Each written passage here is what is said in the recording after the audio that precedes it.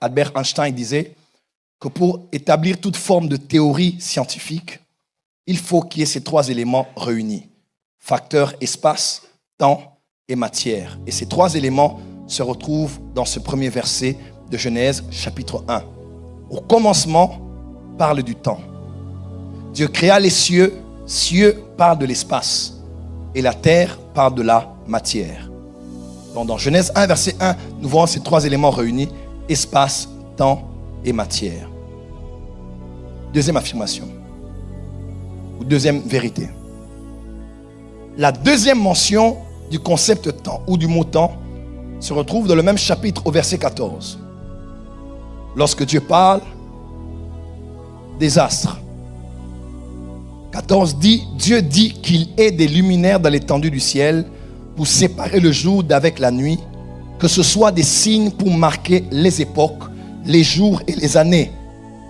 Genèse 1, verset 15, et qu'ils servent de luminaires dans l'étendue du ciel pour éclairer la terre, et cela fut ainsi.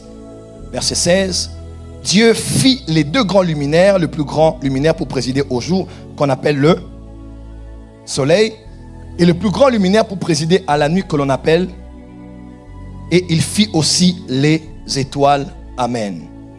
Donc Dieu, pour annoncer l'arrivée du jour, il a créé le soleil, et pour annoncer l'arrivée de la nuit, il a créé la lune, puisque le premier astre préside au jour et le deuxième préside à la nuit.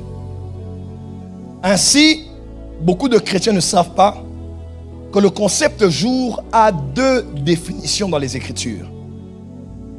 Basiquement parlant, dans notre civilisation, nous savons que jour est égal à 24 heures. Mais à vrai dire, à part le fait que le jour est égal à 24 heures, qui est très commun à notre époque, dans le principe de la Bible, jour ne veut pas dire 24 heures d'abord. Jour veut dire 12 heures. Lorsqu'on parle de jour, on parle du lever du soleil jusqu'à son coucher. Lorsqu'on parle de nuit, on parle du coucher du soleil jusqu'au lever du soleil. Normalement, jour ne veut pas d'abord veut d'abord dire 24 heures, mais jour veut dire 12 heures. Jean 11, verset 9, Jésus dit ceci. Jésus répondit, n'y a-t-il pas 12 heures au jour? Si quelqu'un marche pendant le jour, il ne bronche point parce qu'il voit la lumière de ce monde. Waouh! N'y a-t-il pas 12 heures le jour? Parce qu'à vrai dire, le jour, ce n'est pas 24 heures avant tout. Le jour, c'est 12 heures. Et la nuit, c'est 12 heures. Est-ce que je peux expliquer? Voilà pourquoi quand vous lisez bien dans les Écritures, vous allez voir, la Bible fait toujours la distinction. Vous pouvez le voir dans le livre d'Esther. Je lirai peut-être Esther 4, verset 16. On parle de Esther en disant ceci. Va, rassemble tous les Juifs qui se trouvent à Suse et jeûnez pour moi, sans manger ni boire pendant 3 jours, ni la nuit, ni le jour. Ni la nuit, ni la jour. Une autre version dit 3 jours et 3 nuits. Exode 24, verset 18 dit ceci. Moïse entra au milieu de la nuit, il monta sur la montagne. Moïse demeura sur la montagne 40 jours et 40 nuits. À vrai dire, le jour, ce n'est pas 24 heures. Le jour, c'est d'abord 12 heures. Comment? Et la nuit, c'est 12 heures. Est-ce que quelqu'un est avec moi? Ainsi, Jésus dit de travailler tant qu'il est encore jour, parce que la nuit vient où personne ne pourra travailler. C'est nous qui mentionnons d'abord jour comme étant 24 heures. Mais dans la Bible, jour, c'est d'abord la journée quand la lumière est là. Et la nuit, c'est une nuitée qu'on appelle la nuit. 40 jours et 40 nuits. Est-ce que ça passe? Deuxième chose. Troisième.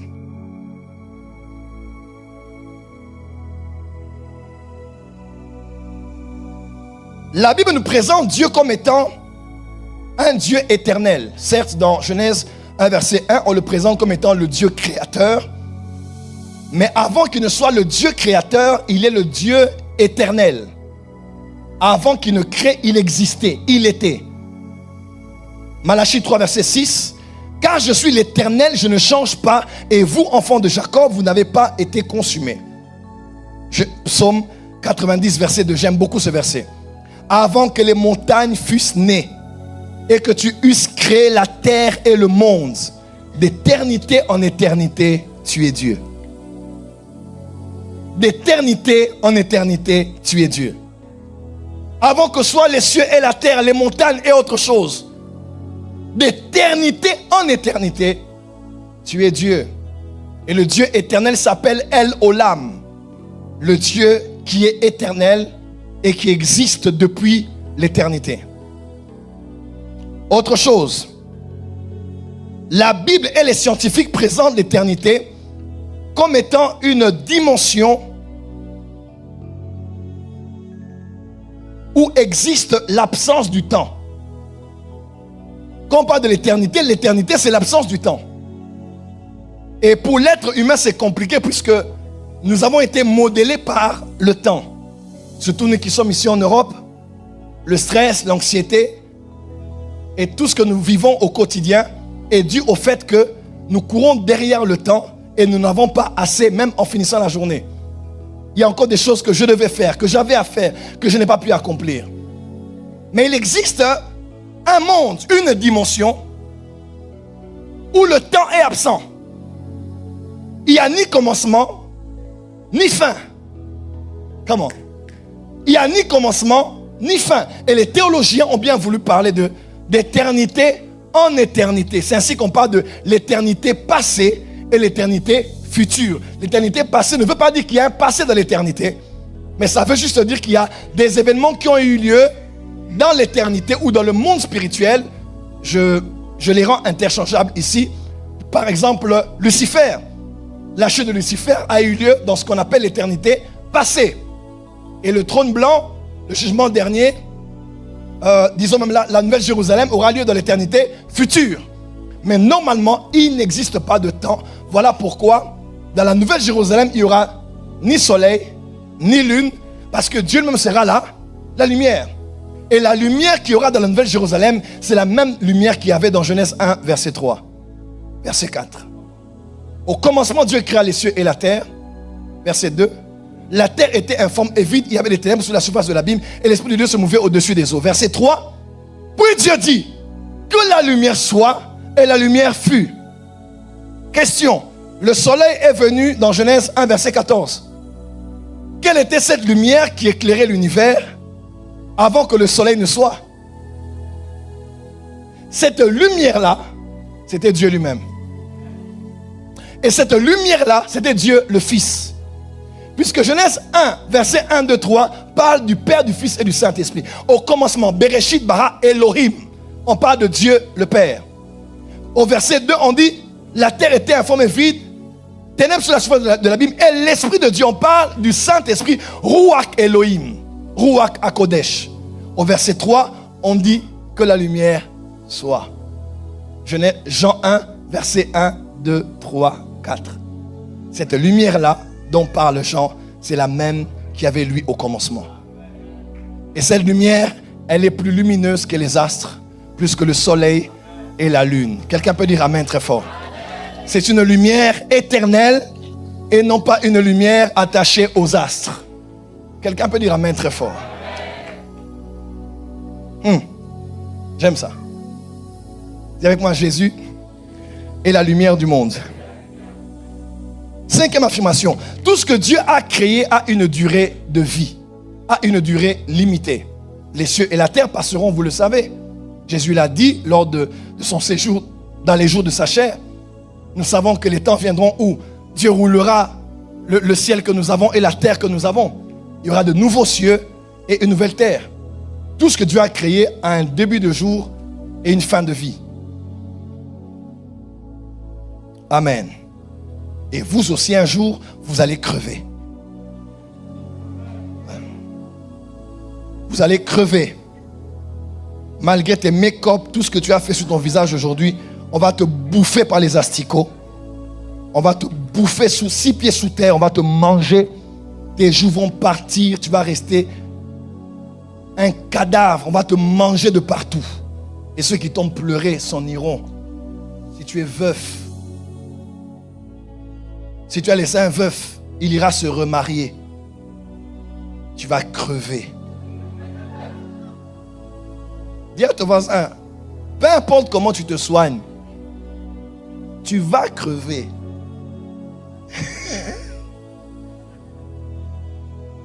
Il y a quelqu'un qui dit, ça c'est fait. Nous allons tous y passer. Dis à ton voisin, nous allons tous crever.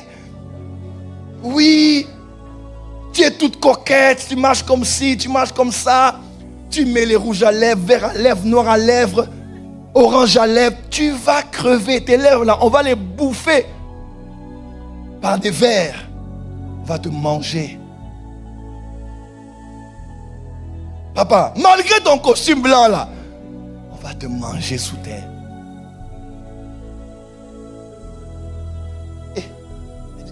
Oh maman, malgré tes cerceaux, les boucles d'oreilles là, et les plantes que tu as mis, peu importe le prix, on va te bouffer. Dis à ton voisin, on va tous crever. Vous savez, nous en Afrique, ce que j'aime, c'est que quand on parle seulement de la mort, tu vois, quand papa rassemble les enfants, il dit, bon, bientôt, hein, un parent s'entend sa mort prochaine, fit venir ses enfants. C'est encore quel... c'est quoi? Laboureur et ses enfants. Laboureur et ses enfants. Tu peux y aller? T'as oublié? Un riche laboureur sentant sa mort prochaine, fit venir ses enfants et les par là sans témoin. Hein? Gardez-vous, leur dit-il. Tu étais un bon élève à l'école, hein? Avec tes lunettes et ton français là. On comprend aujourd'hui. On comprend. Je ne comprenais pas comment tu étais, mais je vois à l'école tu étais très très... On y va, c'est parti. J'ai oublié.